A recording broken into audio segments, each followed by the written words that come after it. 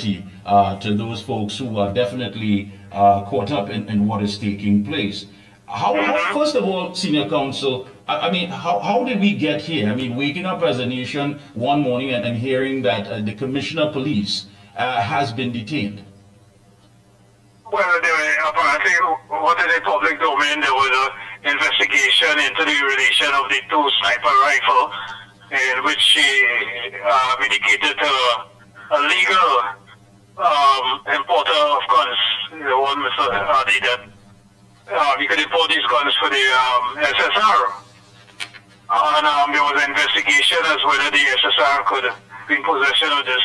At the start of that investigation a couple of years ago. And they indicated, well, from the investigation, she ought not to do that.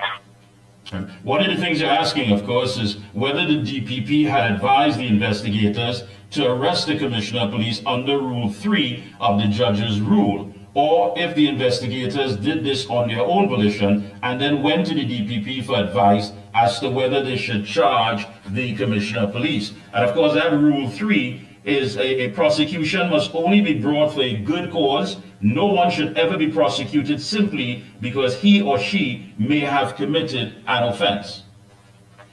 Well, Rule 3 really says that the judge's rule that if the investigator is in possession of evidence to charge, they must indicate to the suspect that the person could be charged and you have the right to remain silent. And most of all, Rule 3 says you cannot ask, once you administer this judge's rule, caution the person, you cannot ask them anything about what they're investigating, but they turn around and question this Commissioner of Police for 2 days. So that is definitely wrong. So, and why they did it, we do not know. And all that shit would eventually come out into the open. The DP will have to give an explanation to the country whether he order or advise or endorse that arrest. Is it that the main concern here is that whether the process was followed as far as the process of the law, or was it just taken upon somebody who believed that there was enough evidence, by whatever reason, to move in and detain the former Commissioner of Police? Well, I suspect that, but we cannot really say for certain until the Director of Public Prosecutions pronounce on it. And in any event, whether they charge or do not charge the Commissioner of Police, they ought to have a Commission of Inquiry into this entire mess. Yeah, I think what stands out here in many of your questions that you're asking, as far as article, it says here, if the Commissioner of Police was not authorized under the Firearms Act to issue the import permit to the gun dealer to sell same to the SSA, then why did the Ministry of National Security pay for the guns? Well, it appears the gun was purchased with a check coming from the Ministry of National Security. We do not know what department that went to, if it went to the SSA or somebody else, because he's in control with a lot. Ministry of National Security oversee a lot of organizations. So some people say that came from the SSA, but the Ministry of National Security check. I think in a week time we will know all this.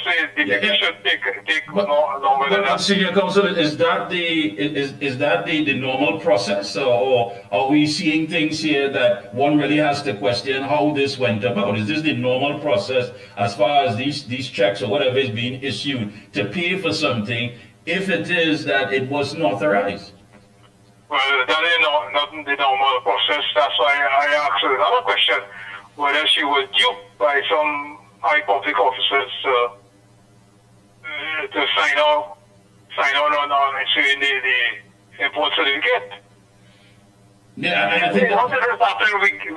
We don't have information. We're just trying to put things together and pieces together until the DPP pronounce on this.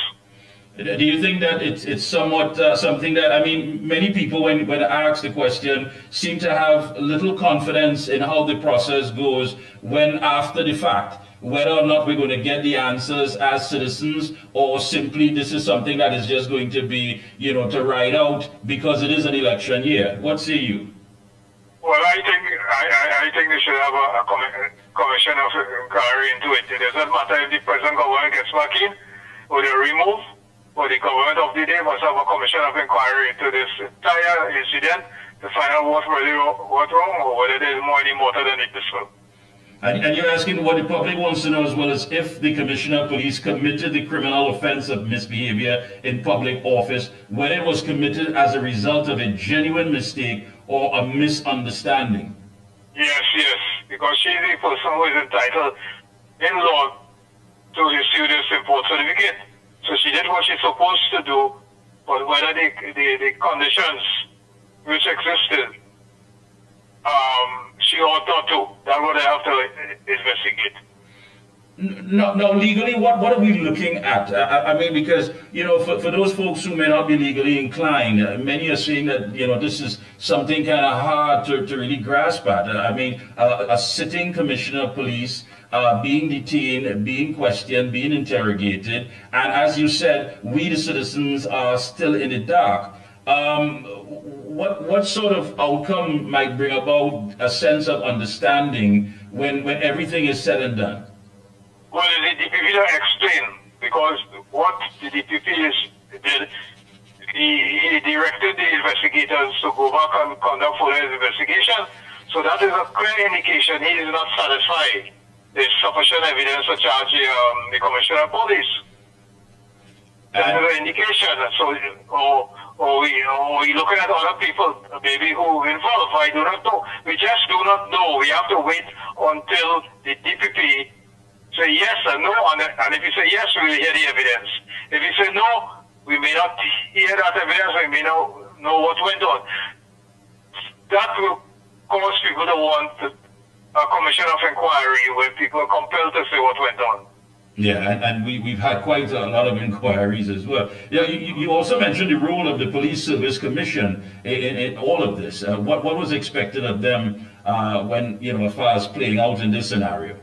Well, they have no other choice, because if the Commissioner of Police is being investigated by the police for allegedly committing a criminal offense, misdemeanor, public office, they have no alternative but to suspend send the Commissioner on administrative leave with full pay until the investigation is completed, because she is in charge of the entire police service. She could have interfered in the investigation. Yeah, definitely.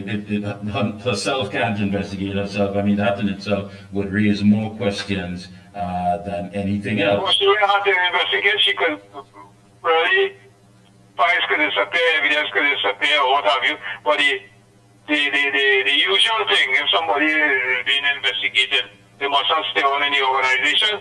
They have to take administrative leave. Senior Counsel, how important is it that we get to the bottom of this? I mean, just how... Well, I know you asking questions, and we, the DPP, haven't given a decision, and people asking questions, the criminal bar asking questions, or the lawyers asking questions. It's very important. It's not every day you look up a commissioner of police for doing what she's supposed to do, and then say you're supposed to do that, and then lock her up and investigate it. Why didn't quietly invite the lady to come down to the station and ask her a few questions and send her home and continue the investigation? Somebody was very spiteful. Yeah, you believe that it should have been a lot more discreet, at least handled a lot more discreetly? Yes, and if you arrested her, make sure you have the evidence that when you arrest her, shortly after you just charge her. I agree with you on that one, definitely. I mean, to go through all of this and to put us under such scrutiny and to, of course, affect the trust of the citizens, where it is that you have to question yourself. We have a commissioner of police, and allegations are circling around her. One would have thought that it would have been handled in a more professional manner. It seems as though, whether politically or not, someone had an axe to grind in this matter. Well, it appears so. You can't undermine the entire police service by investigating the head. Usually when they do that, they have to run the borrowers. Usually you don't have evidence and you're charged. That doesn't mean to say you're guilty, but you have evidence to charge. But the DPP said, up till now, the DPP has said a charge or not a charge. I mean, I guess in a week or 2 weeks time we will know.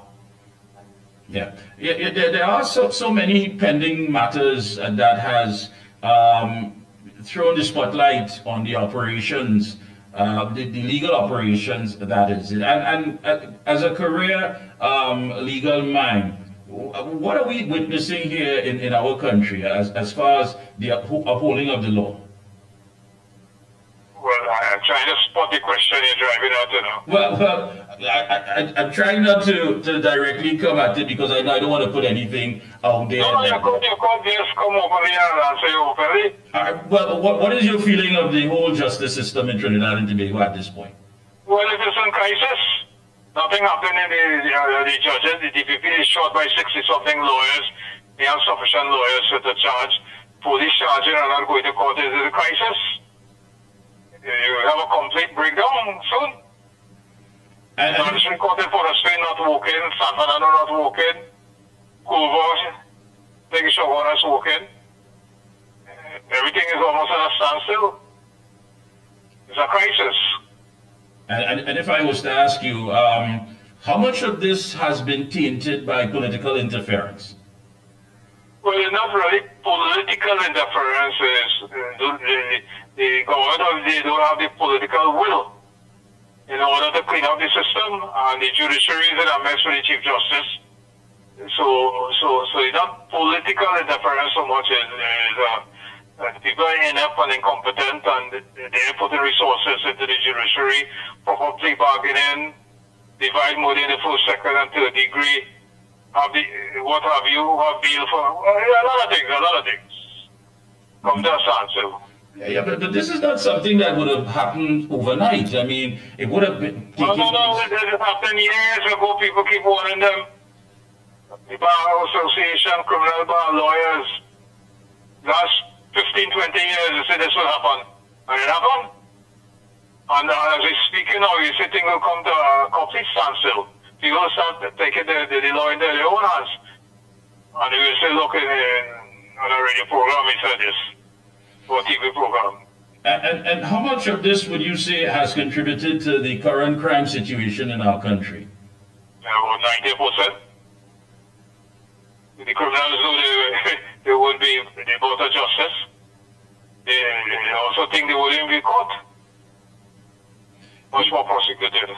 I heard on the news of a criminologist that made the statement that the SOE, the current SOE, of course, is just slowing things down. I mean, when you hear the TTPS saying that murders are down compared to the rate that it was compared to last year, but the core issue of it is not being touched, getting to the roots of it, of course. So, you know, then what is expected when this SOE is lifted, and how then are we to deal with the situation after that?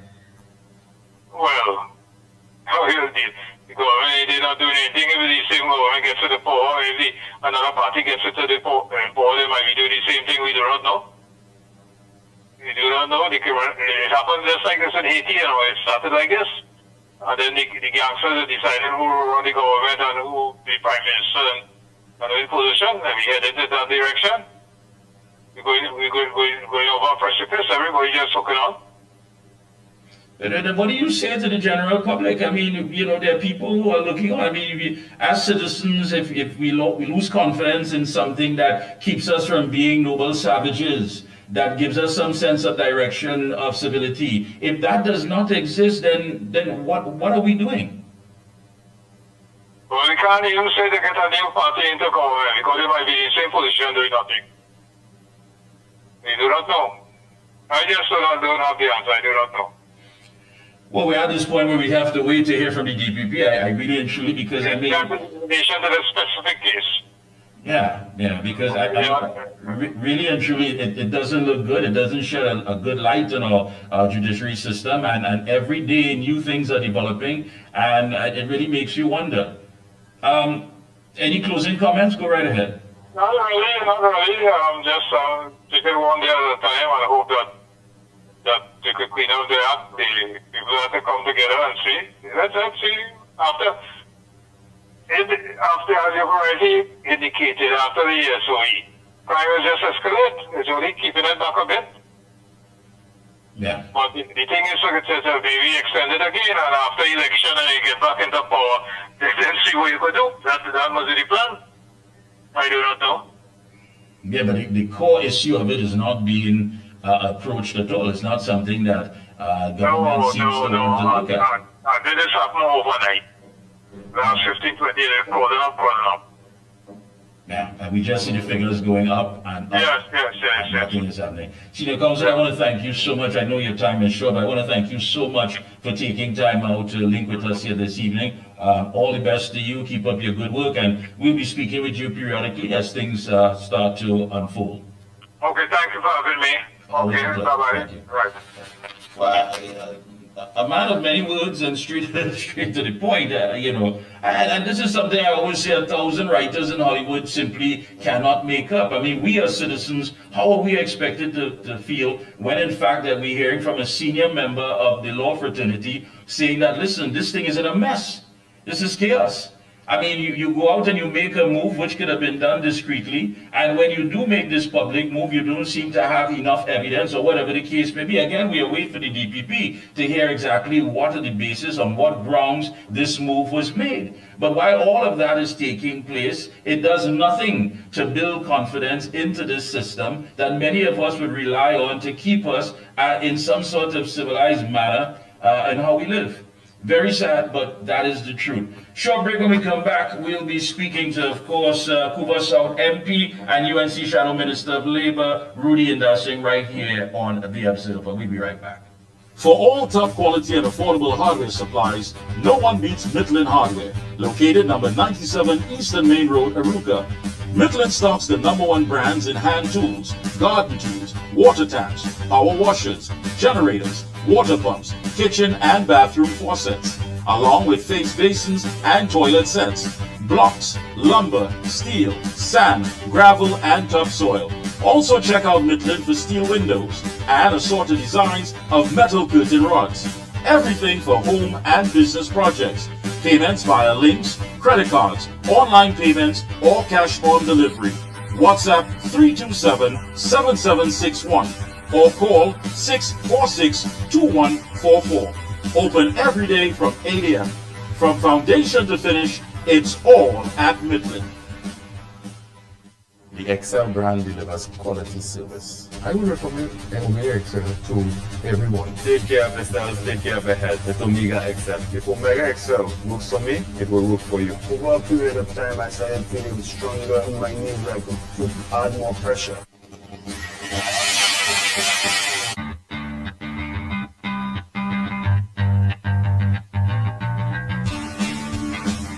Husqvarna, a global leader in outdoor power equipment, known for its high performance, durable and innovative products, tested and proven by generations of professionals. Full after sales and service support whenever you need it. Contact Provar Distributors Limited, 223-9438 to find a dealer near you. Oh gosh, this place hot. And the AC in this car not working. Check Ryan Air. Ryan Air is ranked among the best in TNT for auto air conditioning service.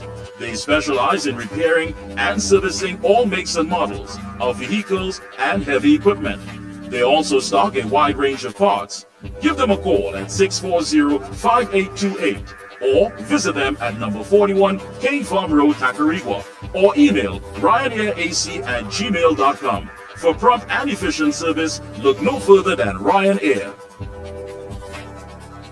And we're back, folks. Yes, we are back. Joining us at this time is a man who is no stranger to The Observer. Let me say a pleasant good evening to Couva South MP and the UNC Shadow Minister of Labor, Rudy Indarsing. Pleasant good evening to you, comrade. Pleasant good evening to you, Mikey, and of course your listening audience on The Observer program. Thank you so much, my friend. The Paria Justice Committee, and I know that the fact that tomorrow, I believe there's a meeting to be held at the TTPS headquarters in Port of Spain, which the committee, of course, after will share its views on the meeting with the media.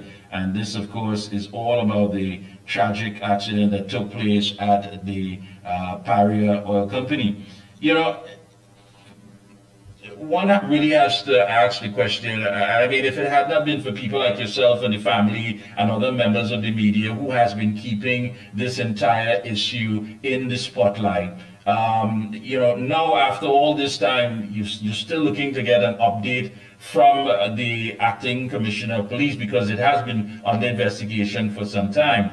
I mean, how has the entire process been, if you can tell us, from day one to where we are currently? Well, this is something that will continue to be of tremendous emotional, psychological, and mental trauma for the families of the deceased divers and the lone survivor, Christopher Boudram, and of course all right-thinking citizens of Trinidad and Tobago. At the end of the day, it is one which has been shrouded in secrecy, cover-up, and a lack of what we call accountability on the part of the board of directors of PARIA and the line minister of energy and energy industries, Minister Stuart Young, and by extension the government of Trinidad and Tobago, headed by outgoing Prime Minister Dr. Keith Rowley. We must never forget that the board of PARIA, which is headed by Mr. Neilman George, is appointed by the cabinet of Trinidad and Tobago. So the cabinet headed by Dr. Rowley has the ultimate responsibility in this scenario.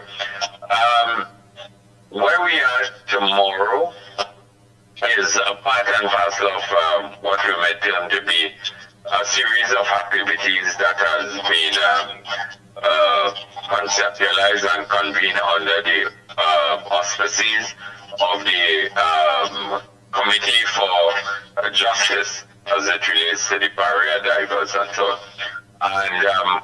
And you may know, as you would be a keen stakeholder in Trinidad and Tobago, advocating for accountability, transparency, and social justice in the context of the citizens of Trinidad and Tobago.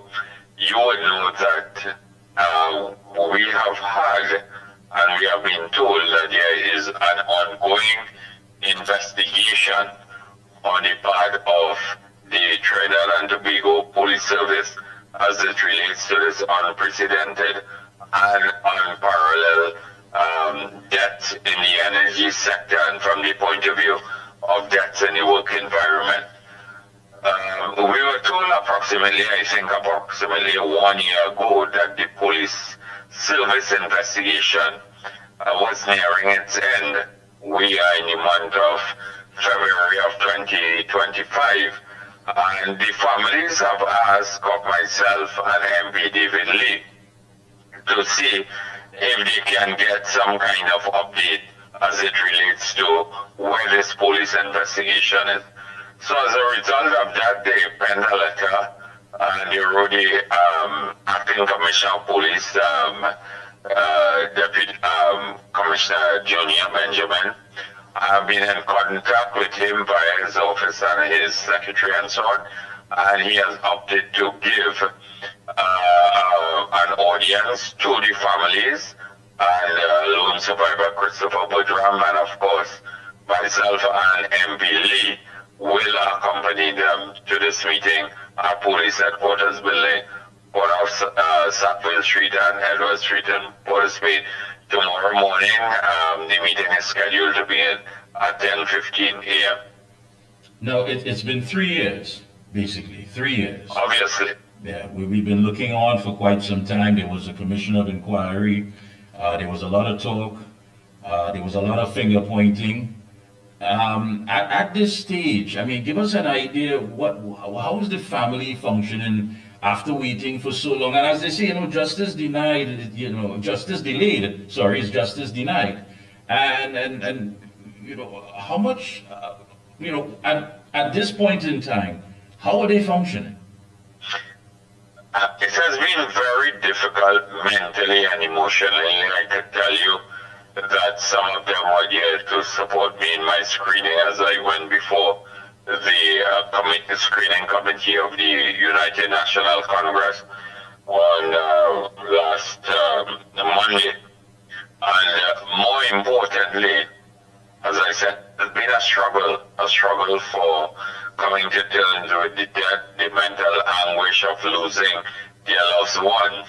And if I could tell you without contradicting myself, the life of Christopher Boutram has been virtually destroyed. It has been able to hold together as a result of his wife and children and those who have supported them, like myself and others who have continued to rally around them. More importantly, they continue to hold hope that there will be a sense of justice and accountability and so on. At the end of the day, no one knows where is the recommendations that was made by King's Counsel Lynch into this Parry report. This is a gentleman who recommended, without accepting any sense of liability, that the government should have reached out to the families from a financial compensation point of view to assist them with their day-to-day living and expenses and so on. And in spite of the government meeting with them, with Prime Minister Rowley and Stuart Young and so on, up till today, there's not an iota of a willingness to give them that financial support. On the flip side, the legal counsels who have been engaged by Paria could get legal fees to the tune of in excess of, I think, $10 million. And that is obscene, that is vulgar. That shows you where the priority of this government lies. And when opposition leader Kamala Persad-Bissessar tells the country that it is either food lawyers being facilitated by the cabinet of Trinidad and Tobago, I have to agree with her in terms of the position that she has adopted in this particular manner in dealing with certain members of the legal fraternity in this country. So the lawyers could get in excess of this money for trying to, I don't know, and I mean, we have to ask the question on behalf of the families. Is it a cover-up? Is it because of certain persons involved in their golfing relationships and their appearances on golf courses with the Prime Minister that there's a cover-up on the part of the main stakeholders who have sworn to ensure that there's governance and transparency and accountability in all arms of the government? In addition to that, Minister Stuart Young, who is the incoming Prime Minister and wants you to vote on behalf of the People's National Movement, can Minister Stuart Young tell us where is the implementation as it relates to the recommendations of the Commission of Inquiry into Paria? Where is the roadmap? How many of the recommendations, have been implemented? Work continues in the energy sector, and I cannot tell you what is the status of deep sea diving regulations. What are the amendments to the Occupational Safety and Health Act? What are the what is on the legislative agenda to deal with the whole issue of corporate manslaughter? And the leader of the opposition and the United National Congress has made it very clear that they will address, an incoming UNC government will address amendments to the Retrenchment and Severance Benefit Act, will address the whole issue of health and safety standards and deep sea diving regulation, and the issue of incorporating corporate manslaughter in the context of the legislative framework of Trinidad and Tobago. Right, so this is why I continue. So the thing about it, Mr. Ndar Singh, is that all that has taken place, and what you just described, basically shows that a government who does not have the will to implement any of these things to ensure that this is never repeated at any time in the future, that families and children would not have to lose their loved ones and their fathers and what have you, just by simply carrying out a job that was not overlooked by the best of standards, and yet still now, after all is said and done, after the commission of inquiry, it seems that there's absolutely nothing that has brought forward to help these families. Nothing whatsoever. And that's the thing about it. We as citizens of this country always seem not to get the right side of the stick. We always seem not to get the entire story. Because for whatever reason, the good old boys will knock glass and they will protect their interests. They will protect those who are out there, of course, doing whatever they have to do in their interests as well. And where are we left as citizens? So it really makes you wonder. I mean, what you are saying, there's something that you're right. We expected the energy minister to come out and say, listen, we have implemented some new, very stringent policies when it comes to work being carried out in the oil industry. We have set up legislation, we have put things together, but we have heard nothing about that. Nothing has done in the names of these divers to show that their life, the value of it, meant anything to the government and the powers that be and the stakeholders involved. And you are quite right. And the accident on the rig, or the partial collapse of rig 110 in the heritage field, clearly demonstrate the lack of concern or the lack of empathy and understanding of what is happening on the energy sector under Minister Stuart Young. The energy sector is what has become a killing field.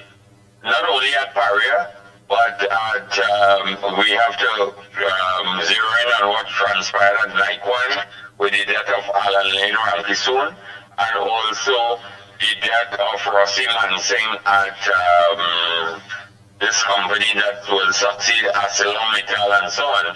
Yeah. And there have been other deaths in the workplace environment, Kirky and at Wassa.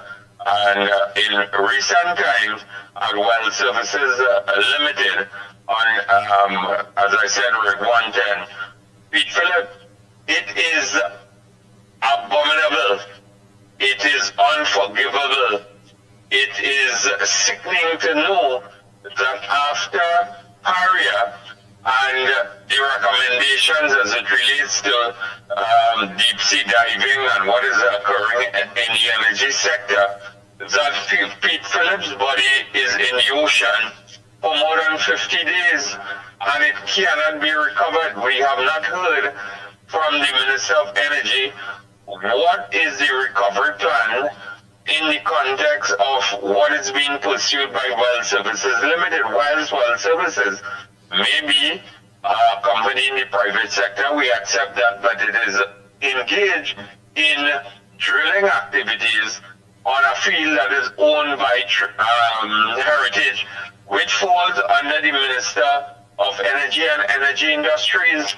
This is a citizen of Trinidad and Tobago, and you would think that the minister would have been leading by example and saying, well, indeed, I have been liaising with Well Services, I have been liaising with the Minister of Labour, I have been liaising with the Occupational Safety and Health Agency. I have had a site I have been privy to of an approved recovery mission as it relates to the body of Pete Phillip. You could imagine, God forbid, on that unfortunate day, that if this entire rig had collapsed, would we have been still waiting for a recovery, search and recovery as it relates to all the employees on Rig 110? I mean, we have the oldest one of the oldest oil industries in the world, and we have not been able to move in terms of labor standards and in terms of what is expected of us in emergency situation, accident situations, and as it relates to search and rescue? Will we be still waiting on a search and rescue of the entire workforce if that entire rig had collapsed 50 plus days after? Yeah, and I'm glad that you use that statement as far as standards, because what we've seen being played out here in this entire industry is, I mean, basically the standards have fallen, and the integrity of the entire industry has been compromised. You know, you as the shadow minister of labor, I just want to shift a little bit here on the fact that, you know, the government intends to deal with a company with no refinery experience, what have you. You've heard the name by now, which is Oando PLC. Yeah, I have heard. I know we talking about. I'm not privy to all the facts, but at the end of the day, I don't know what are the terms of this, who may stand to benefit from this from a financing point of view, and whether this award has any kickback as it relates to financing the PNM, as it relates to the upcoming general elections campaign. Well, and again, these are the questions that we are left to ask, because if there's no clarity from government, there's no accountability, there's certainly no transparency whatsoever. When we, the citizens, start to connect the dots, we need to have these questions answered, because, yeah, these are things that we are seeing. And this is how it's unfolding. Now, when you look at the facts of the matter, this favored bidder, which is Oando PLC, has, in the past, it been suspended from 2 international stock exchanges, and certain senior officials have been accused of corruption. And there's speculation about the bidder's official representative in Trinidad and Tobago, which we don't know. Something that belongs to the people of Trinidad and Tobago, we don't know who is the local rep. We have no idea. We are in the dark. All right, so this is being done with, listen, you don't worry about that. Whatever money we have to make, you don't need to know as citizens. Now, the company has given no guarantee of utilizing local professionals and services. Now, that might be a blessing in disguise, because if it is that the integrity of the company has to be questioned, it's no telling how they operate, when they operate, or how they function. That in itself may be low, the same standard that you're talking about. And of course, they will also have difficulty in raising the US $1 billion startup capital. Now, if there's a checklist of a criteria for the company that we, the people, need in this country, this company, Oando PLC, definitely there's nothing there to tick off to show that they meet the criteria for that. Well, there seems to be Jindal Part 2. I mean, we were told of somebody by the name of Jindal and whoever that was being foisted upon the people of Trinidad and Tobago, and there were serious allegations of financial impropriety and wrongdoing and so on. And this entity that I'm trying to get accustomed to the name and the acronym that you are referring to, there seems to be serious questions as it relates to financial impropriety, upholding labor standards and so on. And I think that we are living in the 21st century, and we must be able to defend the sovereignty of our country, the financial interests of our country, and indeed protect the interests of our citizens who may be engaged in this entity and so on. So at the end of the day, I would say that we will reject this based on the lack of accountability, transparency, and proper governance and so on. And at the end of the day, the UNC is about upholding labor standards in the work environment, and that is why we will reject this, and that is why we will continue to be part of what we call agitation in the society, calling for proper health and safety standards, regulations and so on in the work environment. And that is why that is the focus of the Committee for Social Justice as it relates to PARIA. That is why we will go to the office of the Commissioner of Police in the morning, Junior Benjamin, myself and the MP will accompany the families and the lone survivor and so on to see where this police investigation is, why the police investigation is lingering on, and whether we expect the officers of the police service and by extension the law enforcement agencies in this country to act with a sense of impartiality and independence. Why has this not been completed and sent to the Office of the Director of Public Prosecution, the DPP, for review? That is very, very important. So in addition to that, the third anniversary, which will occur on the 26th, this coming Saturday, the committee has decided to convene a memorial interfaith service at the office of the Member of Parliament for Hoover South on the constituency office ground, where trees have been planted and are growing very beautifully, blossoming very beautifully, which will be a place to convene a short interfaith service, prayers, a sense of reflection by members of the respective families. From there, we move in motorcade to the on the way to the Area Gate, the Marbella entrance on the southern main road. We'll stop off at another memorial site in Pleasance Park, which has been really consecrated, if I should use that phrase, by members of the Kurban family. Right.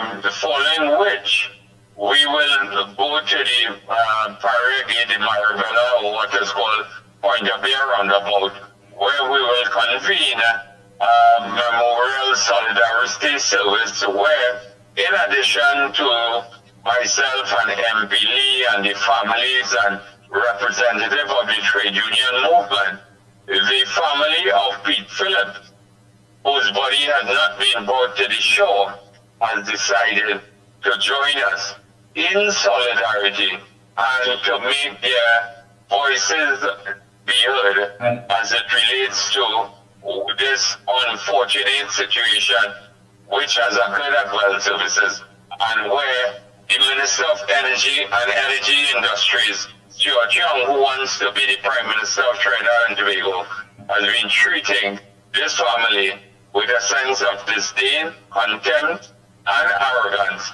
And we are saying whether it is one body or of any other amount, in terms of any tragic situations and so on, should be dealt with. The government has to take the leadership. Let's share that one with Master Control, if you can put that up, because this is happening Saturday, the 22nd. That's this Saturday, I believe.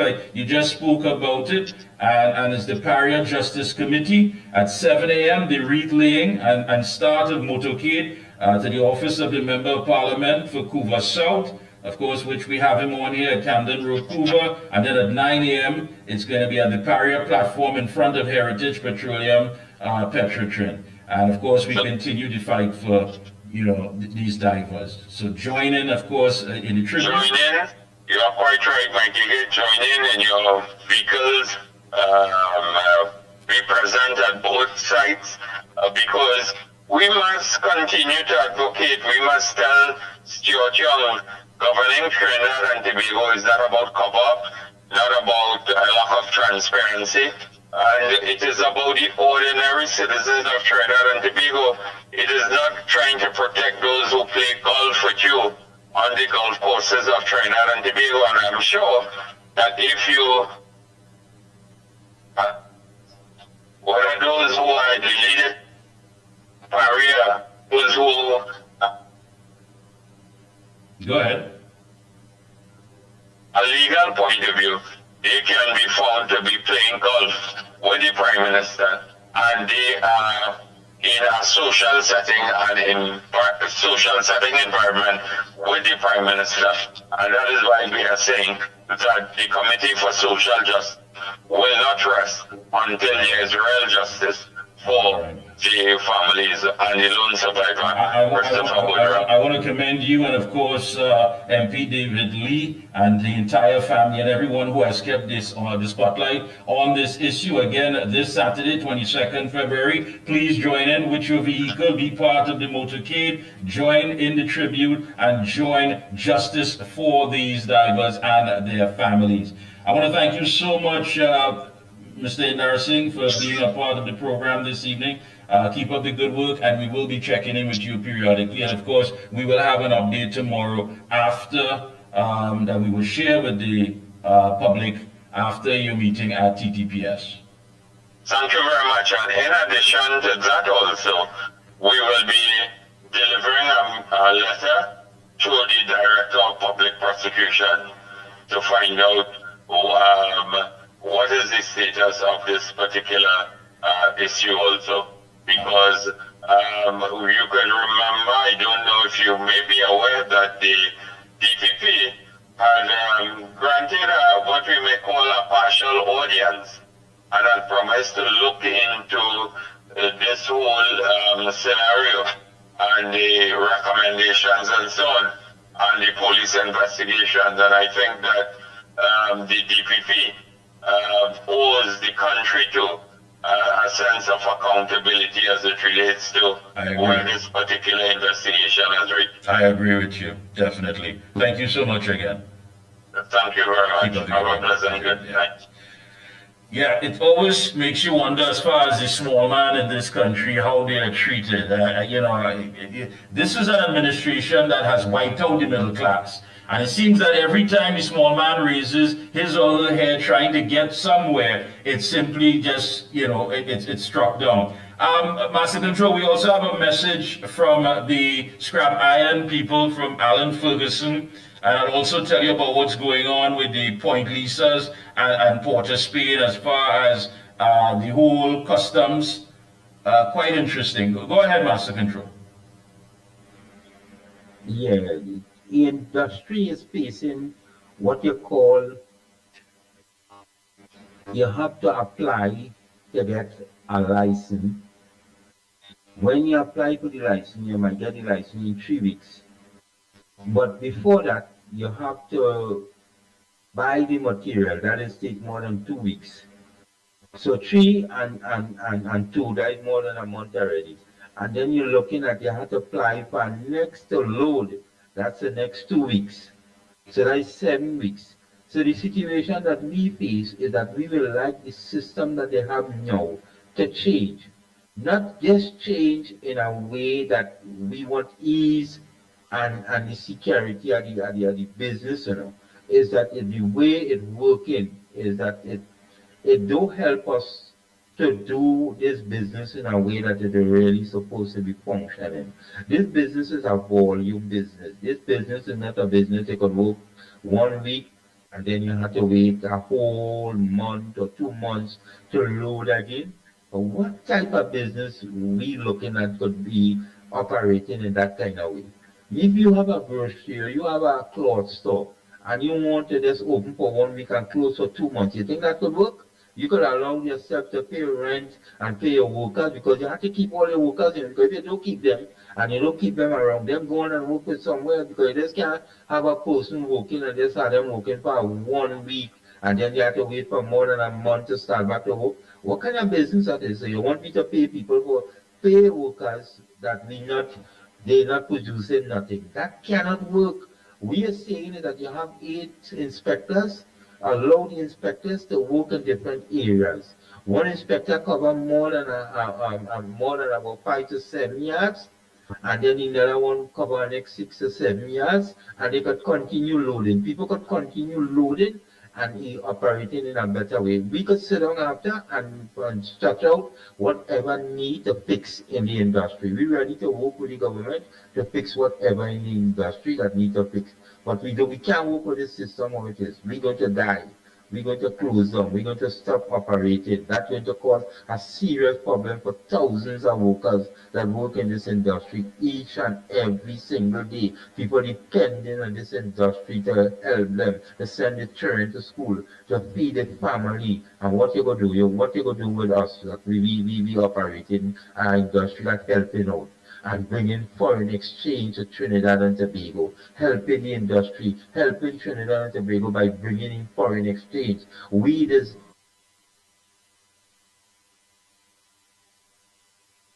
Thank you so much, Master Control. Yeah, right, and he's right. I mean, you can't run your business on uncertainty. It can't be open today, but you ain't sure if you could run it again tomorrow. And I mean, these people have been catching hell since this administration came into play. The entire middle class has been wiped out. And once there's an industry that you have poor people are relying on, this administration doesn't seem to like it at all. We have never witnessed, I am quite certain in the history of Trinidad and Tobago, an administration who is hell-bent on making sure that the poor just continues to suffer. And those who want to break that cycle and do something different, the opportunities do not exist. And if there's one reason for voting out this administration, it has to be about those divers. It must be about those divers. And you can't forget them. Something else here, in the Port of Spain CS and Point Isa CS are closed. But instead of firing management or the board, whom are paid handsomely, they are firing the ground staff, who could only complain about maintenance of both buildings, but management have to say, no, these big people are on the bread line. No, these people are on the bread line, while big salaries are still being paid to the top. But one has to wonder why the Chamber of Commerce, the minister or controller, has not demanded that these stations are repaired and reopened on a timely manner. Because allegedly all have one cause: to break the system down so that proper checks of containers can't be done. The big boys get delivery authorized while small man fights up. The acting controller is a PNM appointee for the TTRA, so now the puzzle is piecing together. Also, that both buildings are under customs care, and one has to wonder if it is allegedly deliberate so the system can fall apart. And this is since October. There has been rat problems at the Port of Spain CS that cannot be solved. Once it involves the small man, once it involves the man at the bottom, the ground people who are relying on a dollar, this administration seems to have a deep-rooted hatred for anybody who can't play golf, who is not up there knocking glass and living a certain lifestyle. Let me open the lines one time so we can get this going. 225-9790.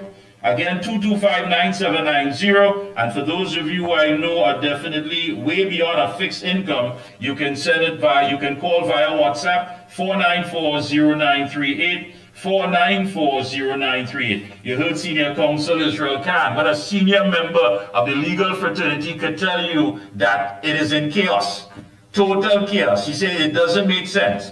He mentioned the Chief Justice. He mentioned other senior officials, that things are just not good. And of course, we just heard from the Shadow Minister of Labour, Kuva South MP Rudenath Indar Singh, talking about the divers and the fact that nothing has been implemented since that tragedy at Paria. So, my gosh, tell me, where are we going?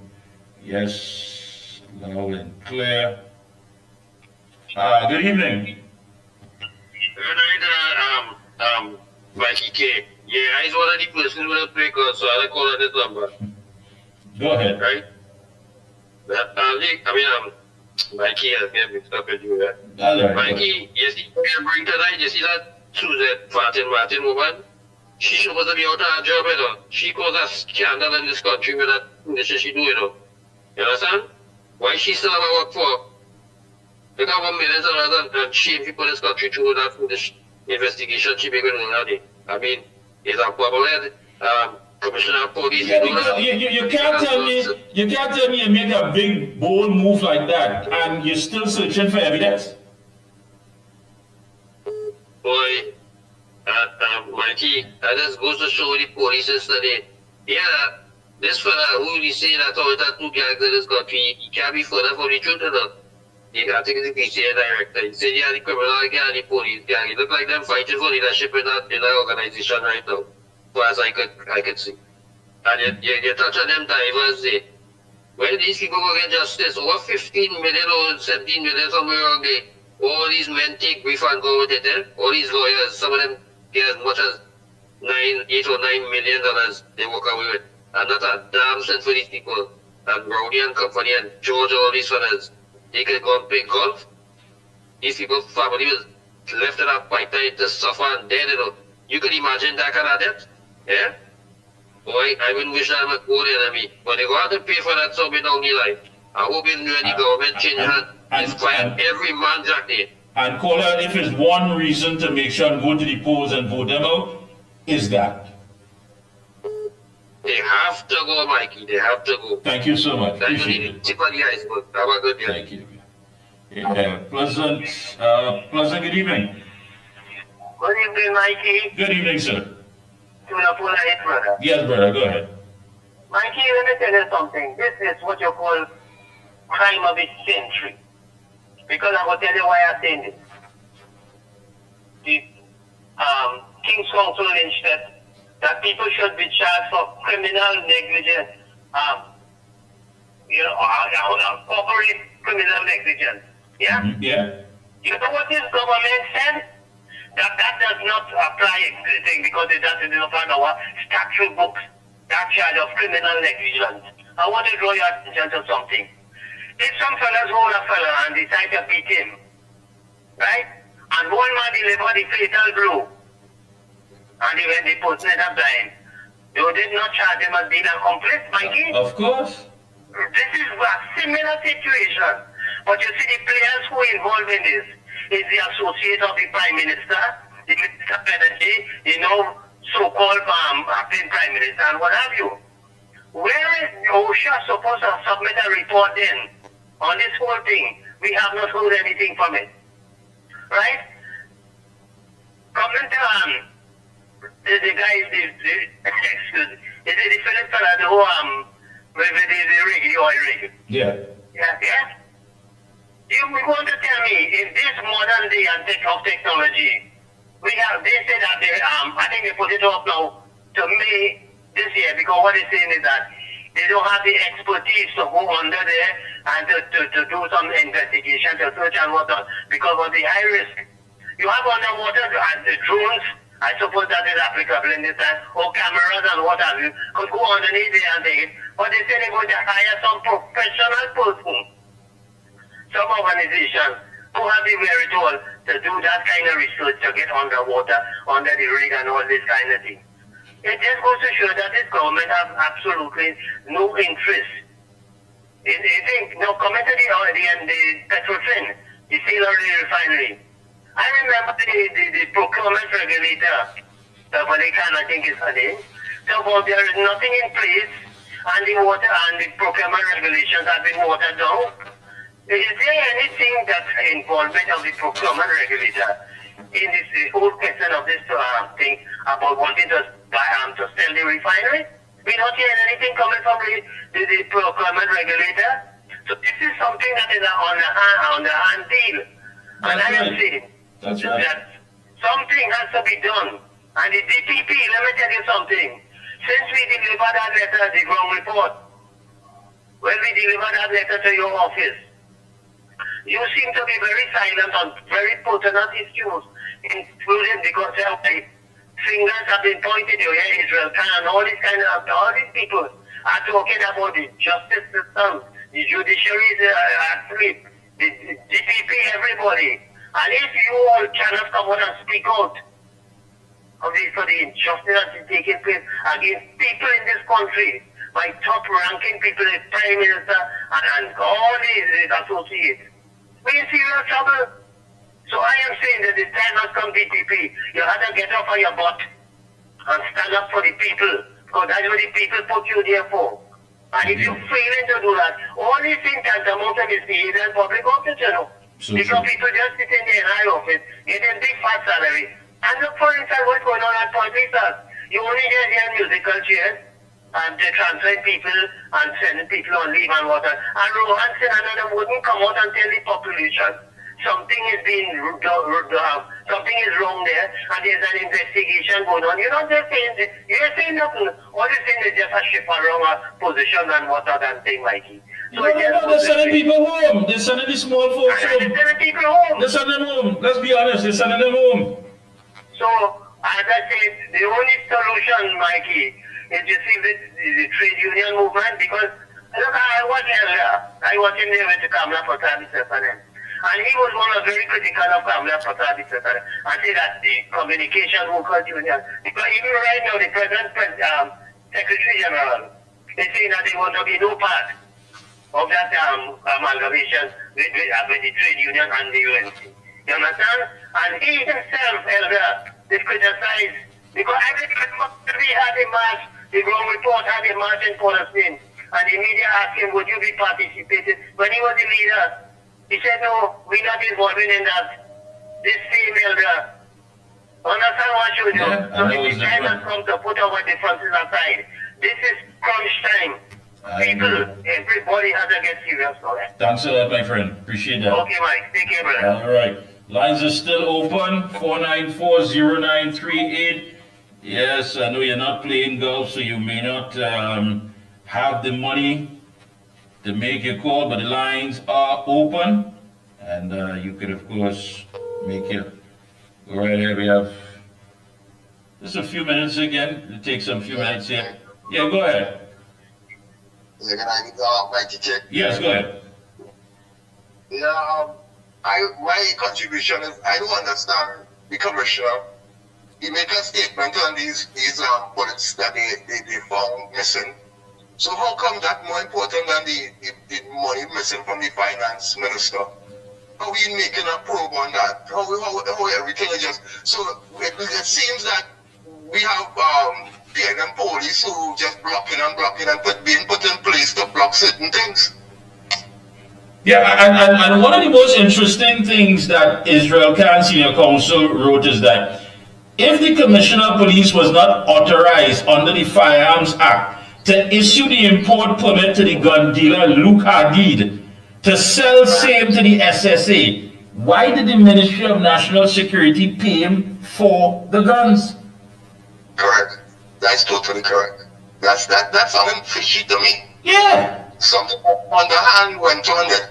And it seems that up to now you can't find the rest of the investigation or whatever thing they have. I don't understand it. That's something wrong with that big picture with the police service. Something wrong with them.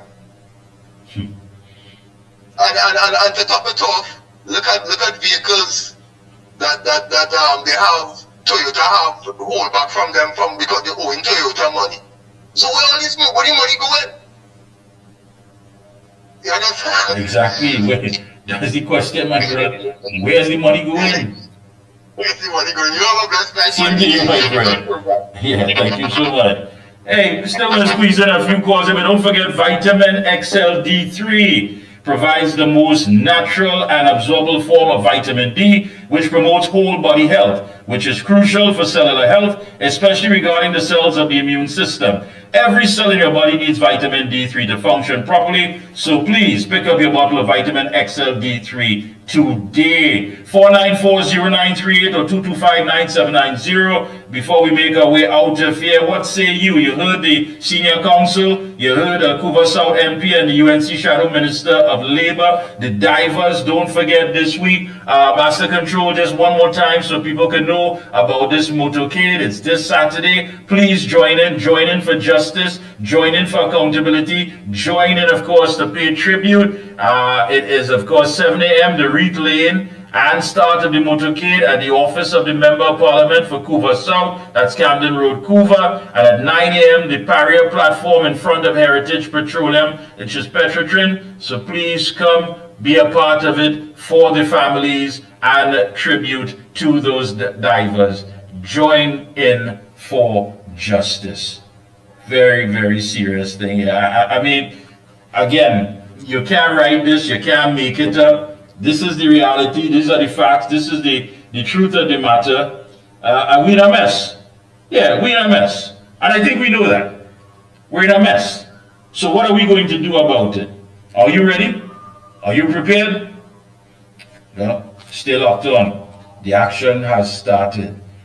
Folks, I want to thank you so much for being a part of the program this evening. As always, we try our best to make sure and bring you the information unfiltered, undiluted, as raw as possible in your interest so you would know exactly what to do. It is for you to live better, so it is for you to make the right choice. Again, it is for you, for all of us who want to live better, and it is for you to make the right choice. Your vote, your choice. Understand there are consequences.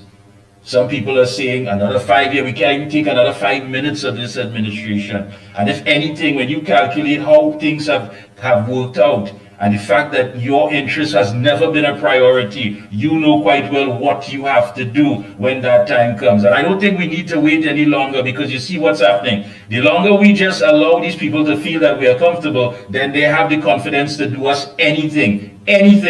Our refinery being sold to some Nigeria company. I mean, come on. This isn't about the fact that it's a Nigerian company, but it's a fact about it's a questionable characters who have even been barred and suspended from trading on 2 of the stock exchanges. These are people who, I mean, you have to ask yourself, come on, man, you for real? And if you had to get a job, you had to carry a certificate of character. Imagine that. If you have to get something done in this country, you can't even carry a driver's license alone. They want 2 pieces of ID, as though the driver's license is some international piece of document. They want all of that. They want to make sure everything about you is right up. But you dealing with questionable characters. Characters where it is that when you look at it globally, they have done so much damage. But you want to give them our refinery to run. And added to the fact, to add insult to injury, they have no intention of picking any of our local professionals or any subcontractor or any workers from Trinidad and Tobago to work in that field, in that company. Imagine that. Folks, until next week, Tuesday, again, we are working on extra time because, as you know, we are getting closer and closer to that big day when you will have to make that choice. So again, I want to thank you.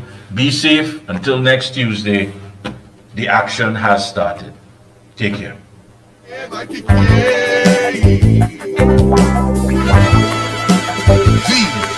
Observer.